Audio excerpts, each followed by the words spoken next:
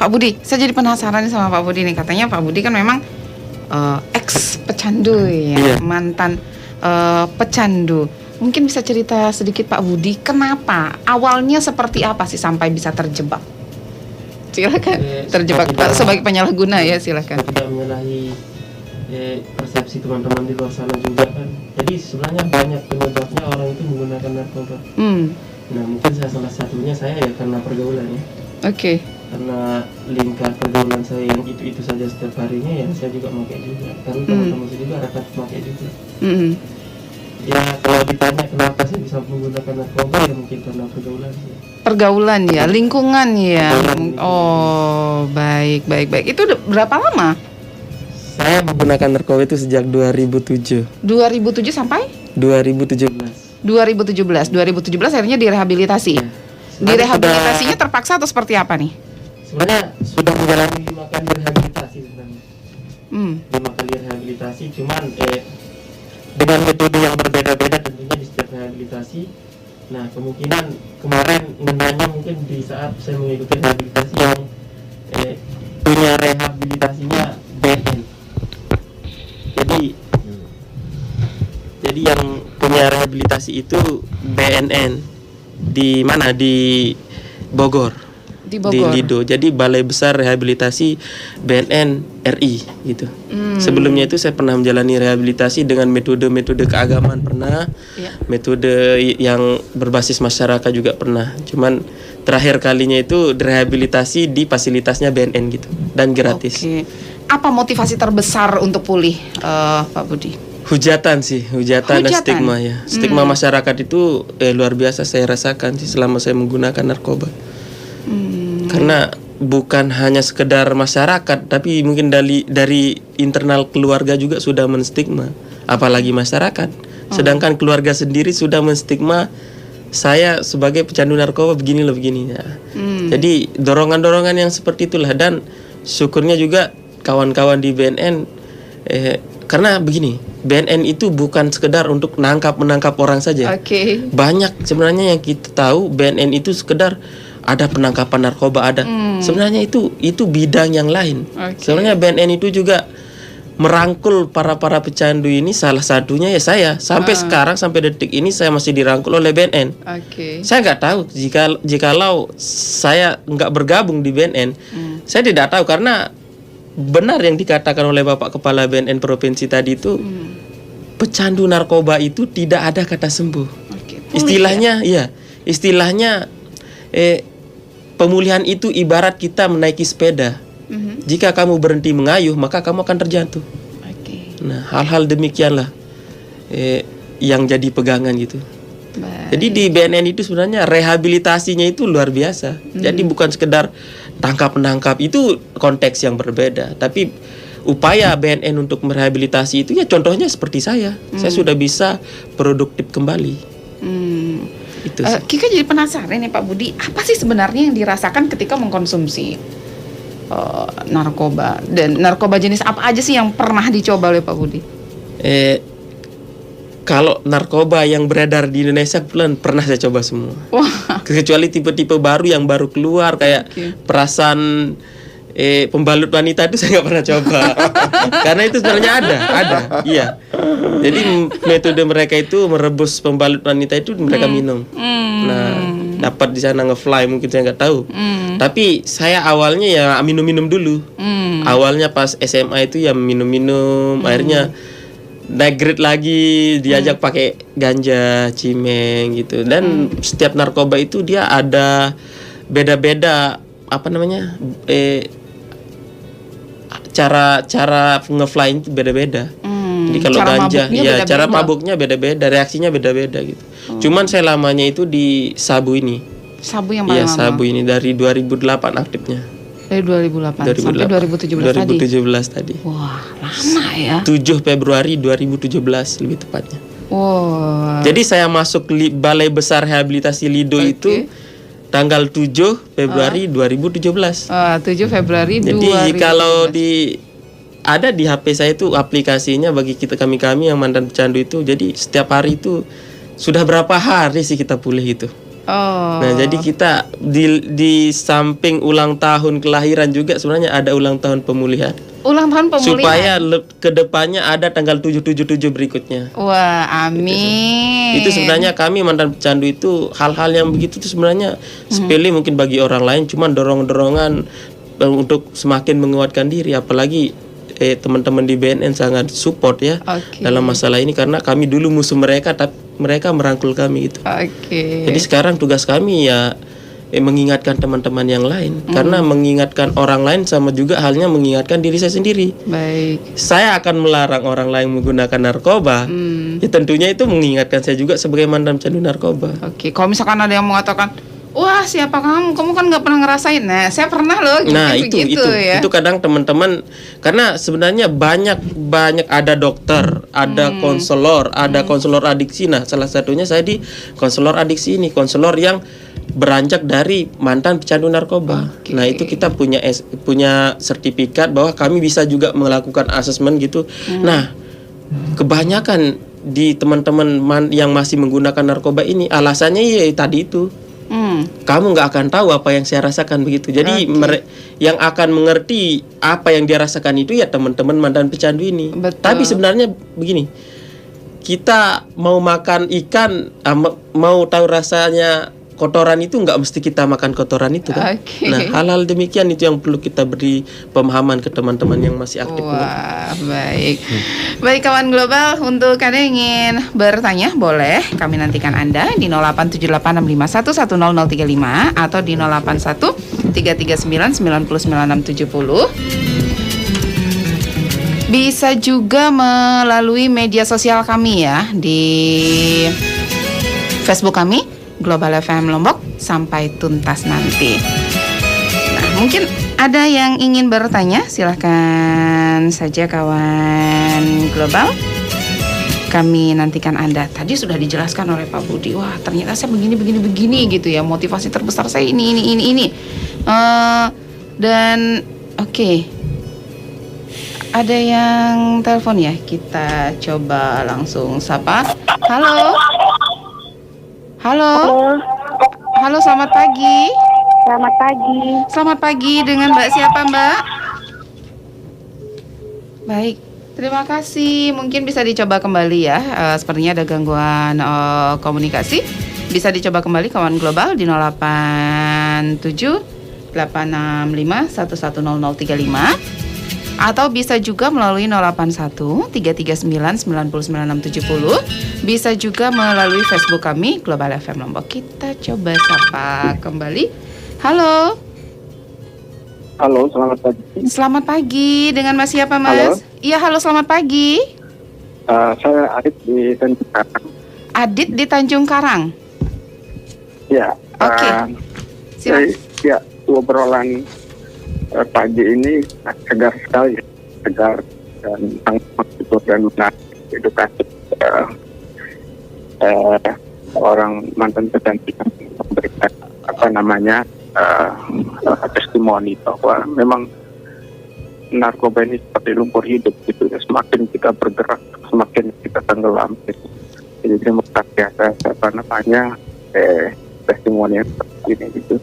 Dan kepada Pak Kepala tadi juga sangat bagus sekali menyampaikan, dan ada hal-hal yang baru, misalnya soal ada jaringan yang penyuplai di lapas juga saya dengar tadi, luar biasa. Intinya bagaimana kita bisa memutus mata rantai sampai ke sana, agar ini memang supaya enggak kita sedang memberikan hukuman kepada orang, memberikan pembinaan di sana, justru tambah luas peredaran narkoba itu.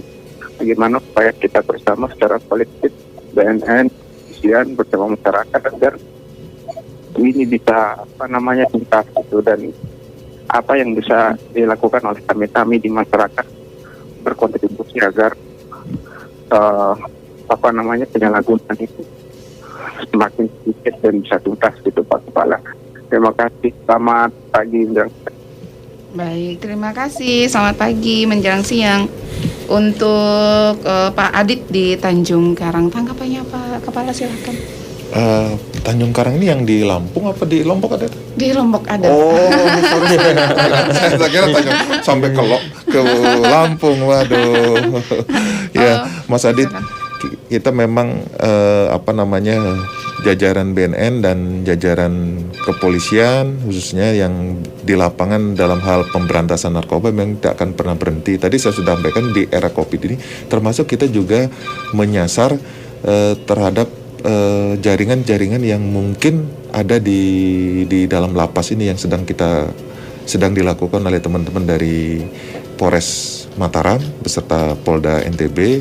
Ya, kita tunggu aja hasil pengembangannya seperti apa. Kita akan bekerja sama, termasuk kami tadi malam juga sempat bertemu di Polres dengan Kalapas, bagaimana upaya-upaya yang bisa kita lakukan, terutama juga memutus jaringan komunikasi yang ada yang bisa digunakan oleh para narapidana sehingga mereka tidak bisa melakukan aktivitas terutama berkaitan dengan peredaran narkoba. Karena di hasil pengungkapan kasus-kasus yang selama ini kita dapatkan bahwa mereka menggunakan sarana komunikasi HP mengendalikan peredaran narkoba, dan itu memang menjadi tugas kita semua untuk bersama-sama mengurangi kegiatan-kegiatan hal semacam ini. Itu Mbak Kika. Dan untuk yang masalah tadi testimoni dari Pak Budi, mungkin Pak Budi bisa memberikan tanggapan. Silakan Pak Budi. Silakan Pak Budi. Terkait yang mana ya? Testimoninya. Buat mereka menarik sebenarnya. Iya, karena kalau bukan kami ya siapa lagi yang akan mengajak teman-teman, karena pecandu narkoba itu sebenarnya dia ada tahap-tahapannya. Jadi pecandu itu nggak akan selamanya jadi seorang pecandu, kecuali mungkin dia lebih dulu mati ya. Nah, jadi di dalam penyalahgunaan narkoba itu ada tahapannya, istilahnya itu tahapan dia akan dimana akan merasakan nikmatnya narkoba itu. Contohnya saya dulu istilahnya itu pre-kontemplasi. Awalnya itu saya menggunakan narkoba ya dengan duit saya sendiri. Ya buat ngapain kamu yang repot gitu. Itu pemahaman awalnya. Tapi setelah itu lama-kelamaan ada istilahnya kontemplasi. Bahwa ternyata dengan penggunaan kita yang menggunakan narkoba itu mulai ada masalah dalam keluarga. Dalam diri kita yang awalnya mungkin kita hidup berkecukupan, lama-kelamaan yang namanya barang mahal kita beli. Iya. Jadi bukan hanya seorang, sebenarnya gini, bukan hanya seorang pecandunya saja yang akan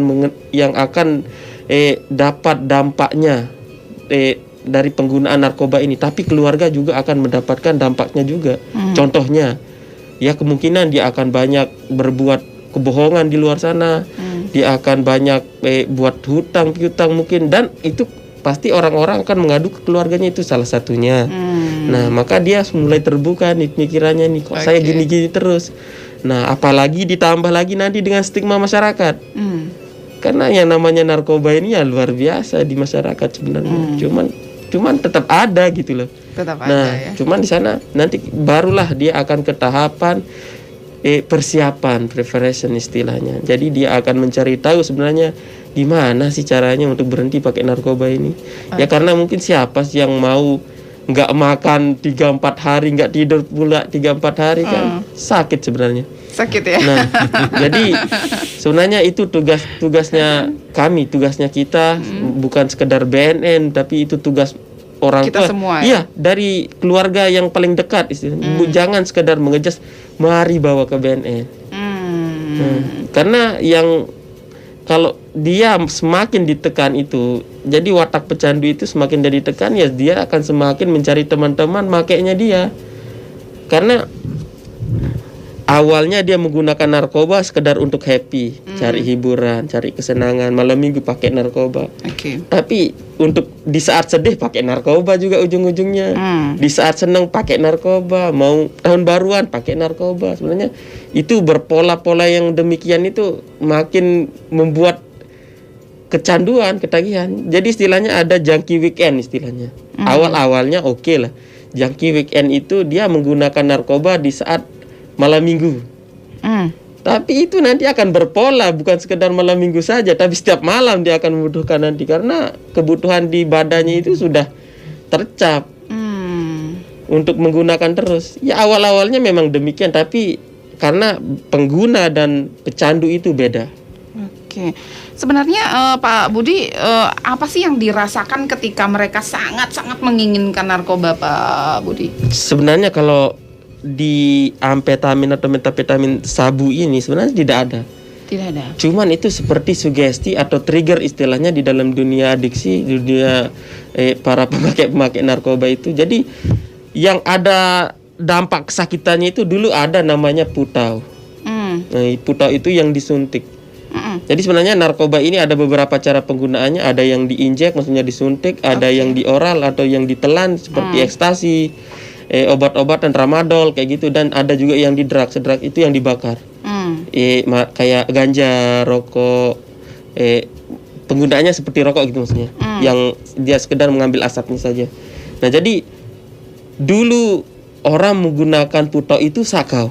Sakau itu sakit karena putau. Jadi di sabu ini sebenarnya nggak ada efek badan yang akan sakit, itu sebenarnya nggak ada. Cuman kita akan terhalusinasi terus untuk menggunakan narkoba itu di dalam otak kita. Jadi saya pun walaupun saya sudah sekian tahun udah tidak menggunakan narkoba lagi, cuman ada momentum-momentum dan itu setiap hari datang. Ada momen-momentum, misalkan saya pulang dari kantor, saya tidur-tiduran di kos. Nah, sugesti itu datang. Jadi kadang aromanya yang keluar di hidung saya. Jadi kadang pikirannya, cuman itu paling kalau datangnya itu paling 2 menit. Nah 2 menit ini yang menentukan. Nah banyak teman-teman kita yang sudah menjalani rehabilitasi, yang sudah pulih gitu. Iya, yang sudah pulih, yang coba untuk pulih istilahnya. Bukan sudah pulih, yang mencoba untuk pulih rehabilitasi. Pulih. Dia terbawa di dalam 2 menit yang menentukan ini. Nah, jadi sebenarnya kalau kita bisa cari coping skill yang lain atau kegiatan yang lain, itu kita lupa. Cuman mereka makin memikirkan dan makin gitu ya, larut di dalam sana. Akhirnya ujung-ujungnya apa? Mereka cari teman mereka yang make. Ya, make lagi, berpola lagi. Gitu ya. Baik Pak Budi. Nah, untuk Anda kawan global silakan kembali kami nantikan Anda di 087865110035 ataupun di 081339909670. Bisa juga melalui Facebook kami Global FM Lombok sampai tuntas nanti di akhir acara. Nah, tadi Pak Adit juga mempertanyakan apa sih yang masyarakat bisa lakukan, kami sebagai masyarakat bisa lakukan untuk pencegahan penyalahgunaan narkoba. Kita coba sapa terlebih dahulu di line telepon Pak Kepala. Halo, selamat pagi. Halo, selamat pagi. Selamat pagi, dengan Mbak siapa Mbak? Dengan Nina di Narmada. Nina di Narmada, silakan Mbak Nina. Ya, selamat pagi Pak Kepala. Ya, selamat pagi Mbak Nina. Selamat pagi Pak Budi, relawan BNN. Ya. Ini mau tanya terkait SOP terkait SOP untuk terkait sosialisasi penyalahgunaan narkoba kepada masyarakat sendiri.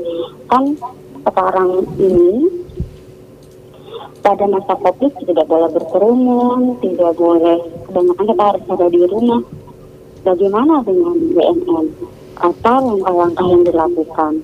SOP-nya anggota BNN dalam upaya pencegahan dan atau penemukan kasus di lapangan itu di masa COVID ini bagaimana? Kan BNN juga tetap harus jalan ini pencegahan atau penemukan kasus itu. Tapi harus sesuai dengan prosedur protokol COVID-19. Terima kasih Pak Kepala. Satu lagi terkait untuk Pak Budi, tadi saya sudah mendengarkan sedikit kisahnya tentang pada masa menjadi penyalahguna sama pemotivasi dengan mungkin bagi saya kan kita masih awam tentang inilah narkoba ini begini. Tapi kan cerita Pak Budi tadi ilmu baru bagi saya. Dan kalau untuk Pak Budi, apa nih di lingkungan sendiri, terutama untuk lingkup kecil, bagaimana sosialisasinya pada masyarakat, bagaimana pengenalannya kok dengan narkoba dan dampak-dampak yang akan dirasakan oleh penyalahguna sendiri, sehingga remaja-remaja terutama di lingkungan keluarga terutama atau di lingkungan masyarakat Pak Budi sendiri itu tidak bernasib sama gitu, dan sebenarnya tidak menjadi penyalahguna yang baru, atau mungkin dengan Pak Budi menjadi konselor dan sudah menjadi penyalahguna sendiri. Sejauh ini sudah berapa orang yang dirangkul penyalahguna yang ingin direhabilitasi, kan mereka juga sama-sama minta direhabilitasi. Terima kasih. Baik, terima kasih untuk Mbak Nina di Narmada. Silakan kawan global kembali, kami nantikan Anda di 087865110035 ataupun di 0813399970. Bisa juga melalui Facebook kami Global FM Lombok sampai tuntas nanti di akhir acara. Silakan Pak Kepala, atau kita terima terlebih dahulu. Halo, selamat pagi. Halo, selamat pagi.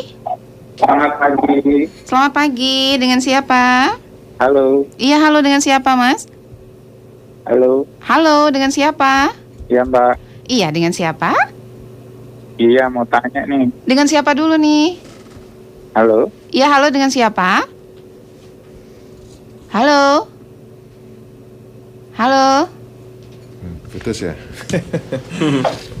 Oke. Kita jawab dulu ya. Iya, mungkin. iya, halo? Iya. Halo, dengan siapa di mana?